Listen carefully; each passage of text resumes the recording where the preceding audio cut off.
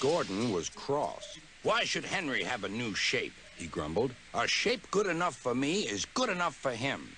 He goes gallivanting off, leaving us to do his work, and comes back saying how happy he feels. It's disgraceful.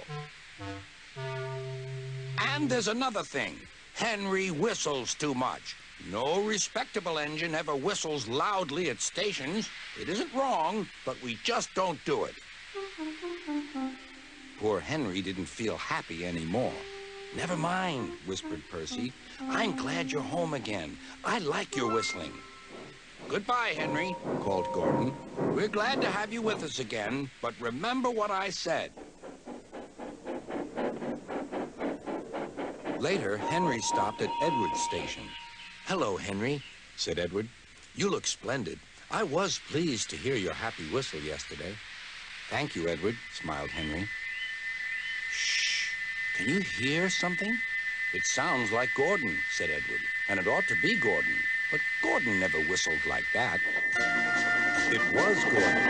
He came rushing down the hill at a tremendous rate. He didn't look at Henry, and he didn't look at Edward. He screamed straight through the station and disappeared. "Well," said Edward. "It isn't wrong," chuckled Henry, "but we just don't do it." And he told Edward what Gordon had said.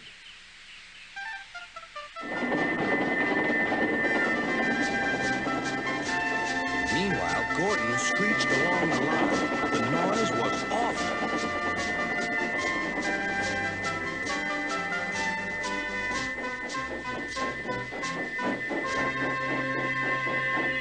At the station, everyone covered their ears. Sir Topham Hatt covered his ears, too. "Take him away," he bellowed, "and stop that noise." Gordon puffed sadly away, but he wouldn't stop whistling until two fitters climbed up and knocked his whistle valve in place. That night, Gordon slunk into the shed. He was glad it was empty. "It isn't wrong," murmured Henry to no one in particular, "but we just don't do it." No one mentioned whistles. Next morning, Henry was enjoying himself enormously. "I feel so well, I feel so well," he sang. "Chickadee-trot, chickadee-trot," hummed his coaches. Then he saw some boys on a bridge. "Beep, beep, hello," he whistled. "Oh," he called. The boys didn't wave and take his number. They thought it fun to drop stones on him instead. "They've broken our glass! They've broken our glass!" cried the coaches. The passengers weren't hurt, but they were cross. "Call the police." "No," said the driver. "Leave it to Henry and me." "What will you do?" they asked. "Can you keep a secret?" "Yes, yes." "Well then," said the driver, "Henry is going to sneeze at those boys."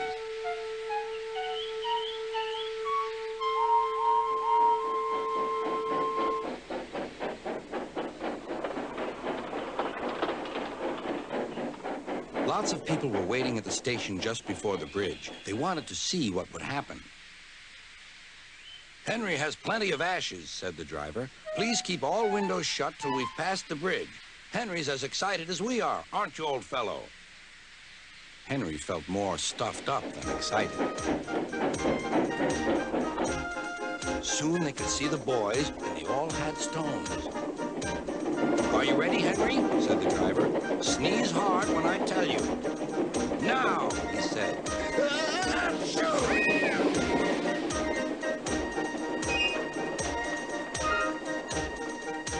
"Well done, Henry," laughed his driver.